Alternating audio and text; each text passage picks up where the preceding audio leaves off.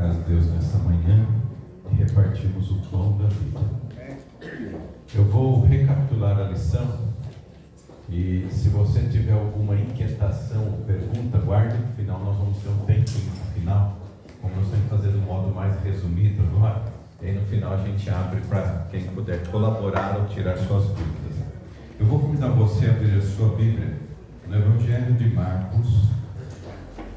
Hoje é uma introdução ao Evangelho de Marcos.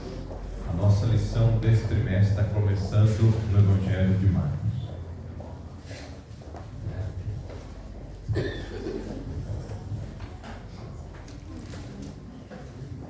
Quando abrimos o Evangelho de Marcos, algumas perguntas surgem para nós. Primeira, quem foi Marcos?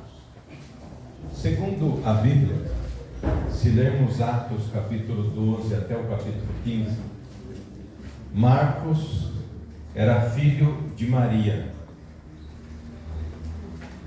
e na sua casa reunia um grupo da igreja para estudar a palavra de Deus. Olha que interessante. Podemos dizer assim, um pequeno grupo, uma classe bíblica, começava na casa de Deus. Alguns teólogos dizem que o que aconteceu na casa de Marcos, em Atos 12, provavelmente é o que aconteceu em Atos 1. Olha que interessante. Onde que o povo de Deus estava reunido em Atos capítulo 1? Provavelmente na casa de Marcos. Maria tinha recebido, ele estava no cenáculo, o andar de cima da casa, eles estavam reunidos em oração, estávamos ali trabalhando, o Espírito Santo agindo eles para receber então o batismo do Espírito Santo em Atos capítulo 12. Ele era primo de Barnabé. Colossenses 4:10 fala que ele é primo de Barnabé. Quando nós olhamos para essa carta de Marcos, ele era jovem quando teve o encontro com Paulo e Barnabé. Eles o encontraram quando foram evangelizar. E eles viram naquele jovem um jovem promissor. Mas é natural, normal, que ao encontrarmos alguém que possa ter as qualidades para um bom servo de Deus, missionário, também tem os seus pontos fracos. E esse foi Marcos. Ao ele ir para a primeira viagem missionária, diante dos primeiros desafios, ele retornou para sua casa. Às vezes acontece comigo e com você. Como eu já fui comportor, muitos vão para a comportagem, Falou. E alguns voltam para... Pode ser que depois voltem para a obra também. É um desafio. Não significa que a pessoa não pode ser um bom líder, um servo, mas ele está sendo lapidado por Deus.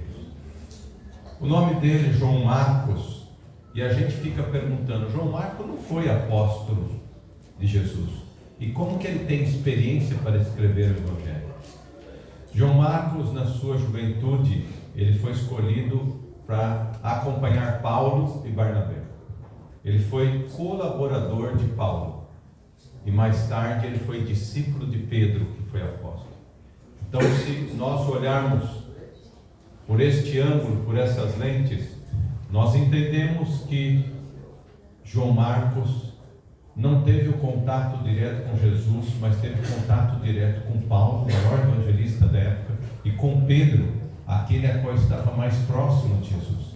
Segundo esta ótica que ele começa a escrever, ele começa a falar o seu evangelho. O seu evangelho provavelmente é o primeiro escrito do Novo Testamento, na década de 60. Ele escreve para os cristãos de Roma, no grego, e ali ele começa a atingir algumas pessoas. Eu gostaria que você acompanhasse comigo a leitura agora no Evangelho de Marcos. O nosso verso áureo eu vou deixar para o fim hoje, do modo para nós encerrarmos a lição com esses versos. O versículo 1 diz que no princípio do Evangelho, Jesus Cristo, Filho de Deus. Ele começa aqui dizendo as boas novas sobre o Messias que viria, que veio. O Messias que era Filho de Deus, ele era divino. Conforme este escrito na profecia de Isaías 40, versículo 3, eis aí envio diante de tua face o meu mensageiro, Cordeiro, o qual preparará o caminho. A voz do que clama no deserto: preparai o caminho do Senhor, endireitai as suas veredas. Se nós fizermos um estudo sobre a palavra caminho, foi a primeira, ou o primeiro apelido, o primeiro conhecido aos chamados cristãos. Eles eram do caminho. Preparar o caminho. Jesus diz: eu sou o caminho. A palavra de Deus, ela nos ilumina para o caminho. Olha que interessante. O caminho aqui ele tem um significado. É um caminho para o céu. Não é apenas um caminho, uma estrada desta vida, como naquele tempo havia poucas estradas, mas elas conduziam a algum lugar. Então eles queriam dizer que aquele era o caminho. Por isso Jesus diz: eu sou o caminho, a verdade e a vida. Ninguém vai ao Pai senão por mim. Então João, ele veio preparar o caminho para Jesus, o primeiro ministério de Jesus aqui na terra, quando nós assim vemos. E a mensagem de João foi uma mensagem a qual teremos o batismo. Ele deu origem a isso que nós estamos falando. O versículo 4 diz: apareceu João Batista no deserto, pregando o batismo de arrependimento para a remissão dos pecados. Quando nós estudamos um pouquinho ali sobre João Batista, provavelmente João Batista viu a cerimônia do batismo como um símbolo de purificação que alguns judeus faziam, entre eles os essênios. Era um símbolo de purificação. Se nós entendemos que o batismo hoje também pode ser uma purificação, seria o modo correto: nos purificar da vida de pecado para andarmos no caminho com Cristo Jesus até que Ele volte, perdoando nossos pecados. Mas se pecarmos, não vivermos no pecado, mas pecarmos, nós temos um intercessor diante de Deus, a qual nós confessamos pecados, Ele pode nos perdoar para nós andarmos neste caminho. Esse era o chamado de João. Alguns às vezes entendem João com um modo grosseiro, chamava o pecado pelo nome. Nós precisamos entender o contexto da época que as pessoas viviam. Numa imoralidade, numa violência. É o contexto da época. Se não falasse de um modo direto, as pessoas não iam ouvir, não iam entender aquilo ali. Assim como nós olhamos os 10 mandamentos, você tira escravos e você começa a falar não pode, para as pessoas tentar compreender o que Deus estava dizendo. E João, então, para preparar esse caminho. E essa semana eu recebi uma ilustração, talvez alguns aqui já viram, uma imagem de 2 bebês conversando na barriga. É uma imagem usada contra o aborto.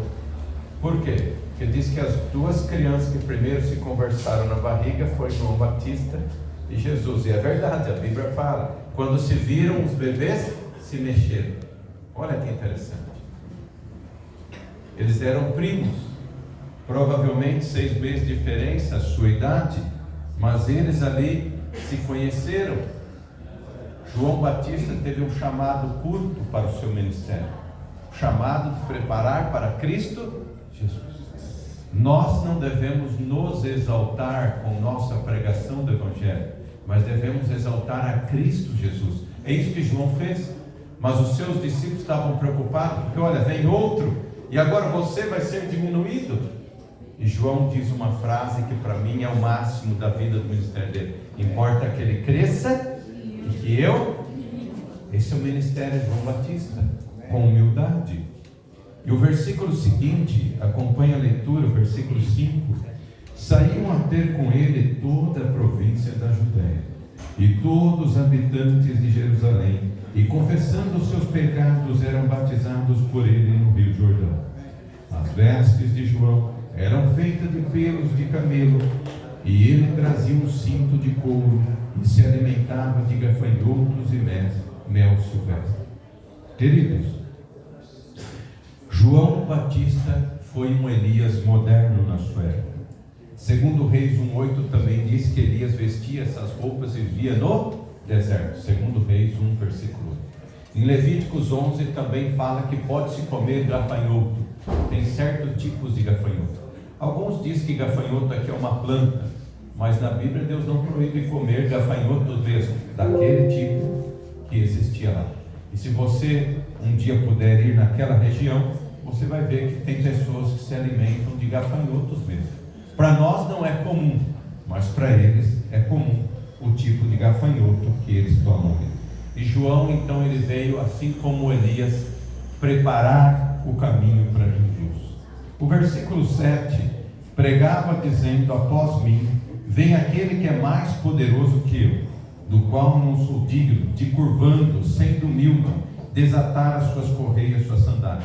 João Batista diz assim: eu não sou servo de Jesus, eu não tenho qualidades para ser servo de Jesus. Por isso que ele diz: importa que ele cresça, ele falou, não posso nem desamarrar as sandálias, quem dera eu fosse servo de Jesus. Olha que interessante, muitos hoje pregadores, cantores e coaches espirituais, eles se colocam igual Jesus ou acima de Jesus, chamando a glória para si.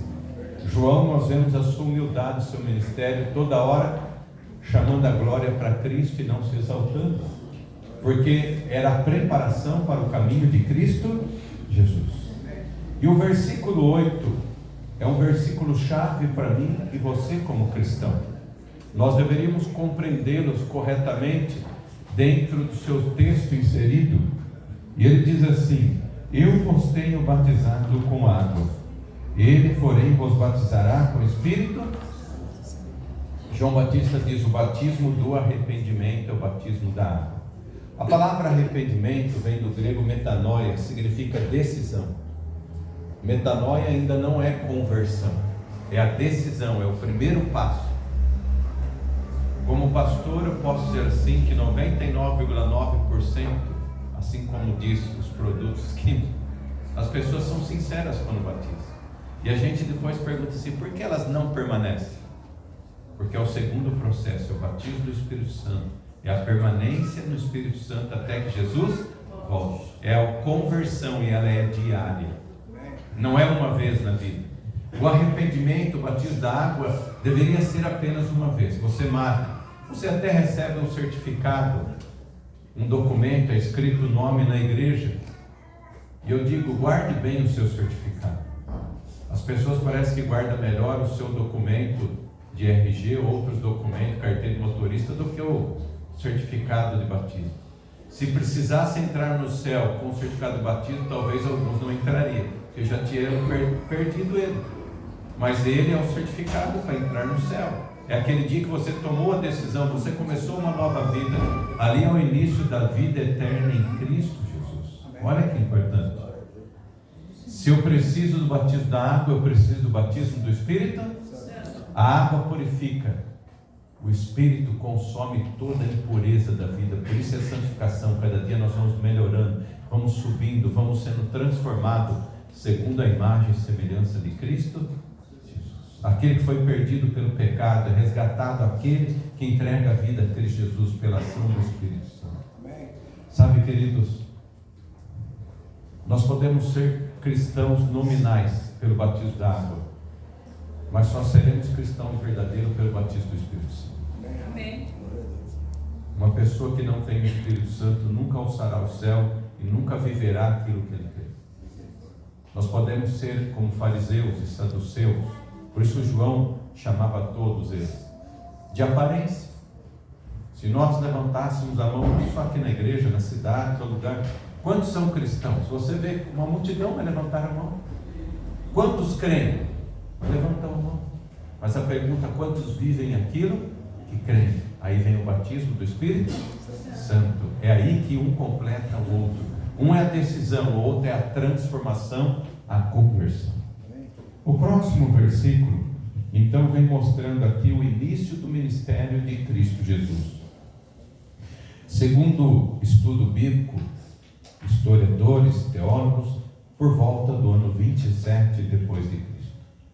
Versículo 9: naqueles dias veio Jesus de Nazaré, da Galileia, e por João foi batizado no rio Jordão. Logo ao sair da água, viu os céus rasgarem-se e o Espírito descendo como pomba sobre ele. Então foi ouvida a voz do céu: Tu és meu filho amado, em ti me comprazo.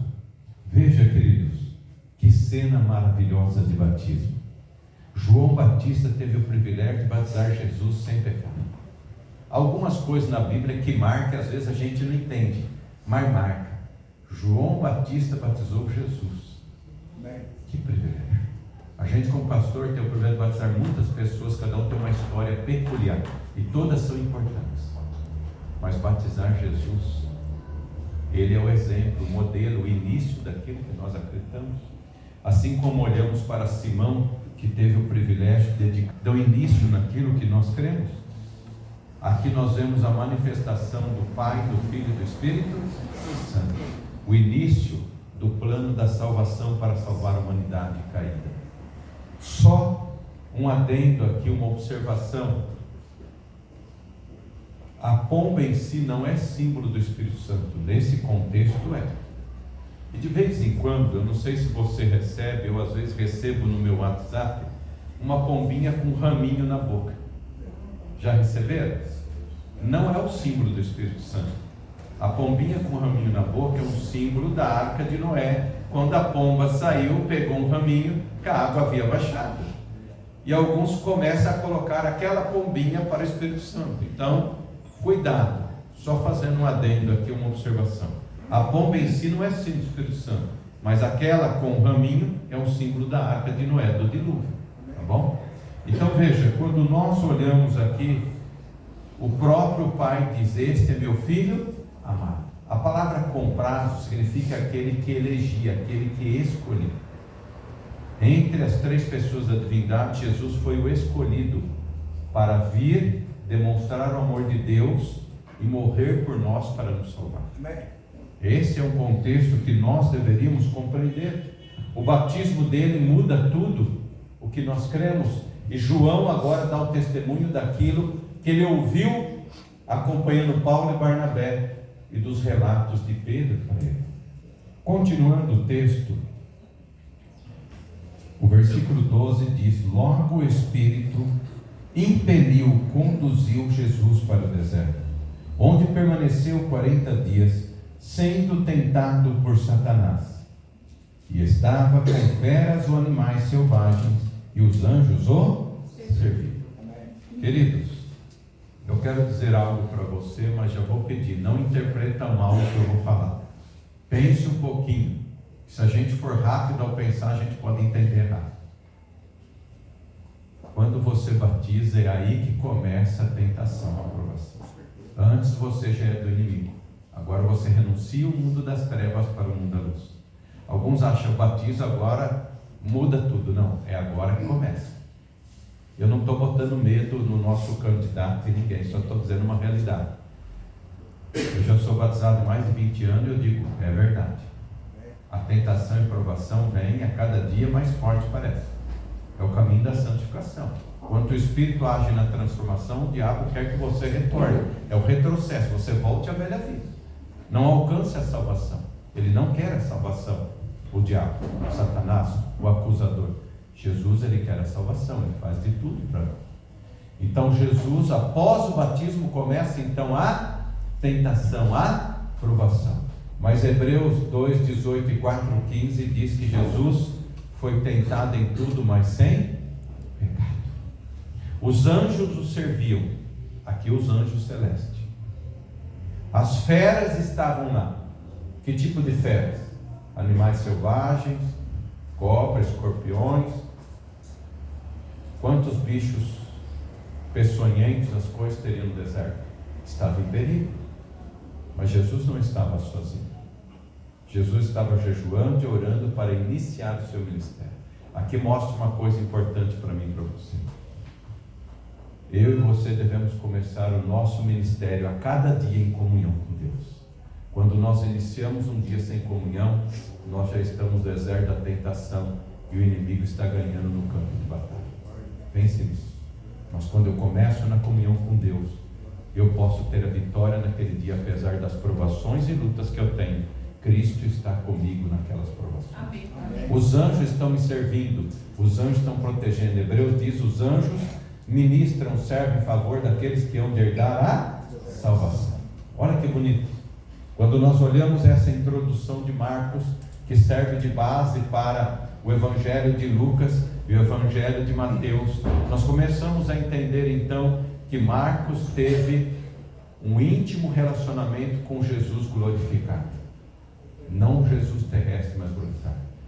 E ainda mais, ele conheceu pessoalmente Pedro, apóstolo, que andou com Jesus, e conheceu também Paulo, que era o maior evangelista. Olha que privilégio desse jovem. É lógico que ele, ao escrever o livro, ele já não é mais jovem, ele já está na meia-idade, mas é aqui conta que quando ele começa, ele teve essas lutas. Você imagine se João Marcos não tivesse então mais tarde voltado a seguir Jesus, Barnabé não tivesse aceitado ele, nós não teríamos este evangelho, não teríamos esses relatos que nós estamos falando hoje, talvez perderíamos uma parte da história. Por isso, queridos, eu digo o seguinte: deixe Deus dirigir as pessoas.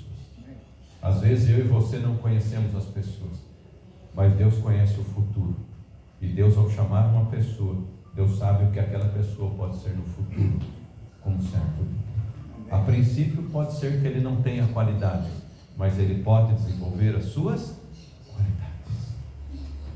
Alguém quer fazer alguma observação antes de eu ir para a conclusão no versículo 14 e 15, que é o nosso verso alvo? Tem dois.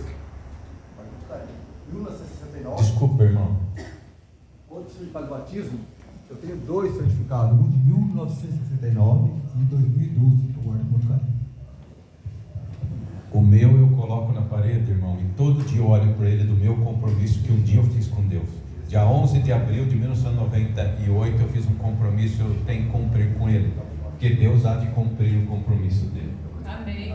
Quem mais? Alguém mais gostaria de participar? Pode falar, Paulo. A Igreja Adventista nasceu para anunciar que Jesus voltaria. Há tempo para isso. Até eu parabenizo, não sei quantos batismos nós vamos ter hoje, mas Jesus está chegando. Fiquemos atentos. Jesus já está chegando. Obrigado. Eu parabenizo a todos aí que irão se batizar. E toda a nossa membresia aqui, visita aqui da nossa cidade. Jesus está chegando. Amém. Alguém mais? Podemos ir para a conclusão? Então acompanhe comigo o versículo 14 e 15, que ele é o chave daqui. Se você entender esses dois versículos, que é o verso áureo, você compreenderá a lição do trimestre e o Evangelho de Marcos de um modo mais claro, mais límpido, assim dizer. Depois de João ter sido preso, foi Jesus para a Galileia pregando o Evangelho de Deus. Veja só, ele foi preso por quem? Por quem que ele foi preso? Por Herodes. E qual o motivo que ele foi preso? O seu pecado. Qual era o pecado? Adultério. Adultério. Quando você chama o pecado pelo nome, tem consequências. Pense nisso. Como você vive no pecado também tem consequências. Ou nós chamamos o pecado pelo nome, ou vivemos no pecado. É uma das duas escolhas. João Batista, ele chamou o pecado pelo nome. Ele estava corrigindo. Ali diz que muitas autoridades, até sacerdotes e pessoas, iam ao encontro de João. E ele não teve medo de cumprir seu ministério. Olha, você está indo tão bem nesse ministério, você está crescendo, você vai ganhar status, poder, fama, dinheiro. Cuidado, só não mexe com o rei Herodes. Mexe só com os de baixo, com os de cima não. Não, João Batista fez seu ministério. A salvação era para todos. Não importa o cargo, o status, a sua conta bancária, ele falou para todos, a salvação era para todos. E Herodes ficou mexido pelo Espírito Santo quando você estuda o Espírito de profecia. Só que ele tinha medo de quem? Da esposa. Herodias. E Herodias influenciou ele. E ele numa noite, por isso cuidado, irmãos, quando vocês vão numa noite da balada.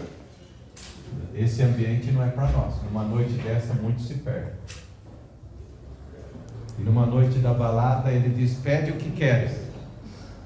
E ela, como instrumento de Satanás naquele momento, ela pediu o quê? Cabeça de São Sebastião. Você já imaginou o seguinte, querido? Você numa festa, a pessoa traz a bandeja, a cabeça de outra pessoa para você? É algo bem macabro, né? Não é um negócio normal assim. Pedir a morte de uma pessoa já é ruim, ainda pedir a cabeça. Mas ele estava enfeitiçada pela sua enteada, filha de Herodes. Por isso nós devemos tomar cuidado. O diabo sabe nossa fraqueza. Se nós não andarmos diariamente com Deus, o diabo faz que através da nossa fraqueza nós caiamos. E às vezes não tem mais retorno. Depende de onde nós caímos. Coloque sua fraqueza em oração diante de Deus. Coloque sua vida diante de Deus para que Deus cuide de você. Deus perdoa, não há pecado confessado que Deus não perdoa. Mas pecado acariciado e não confessado, Deus não pode perdoar. No versículo 15, ele vai dizer 3 coisas para nós. O tempo está cumprido. Por que está cumprido? Porque aqui ele faz uma referência às 70 semanas de Daniel.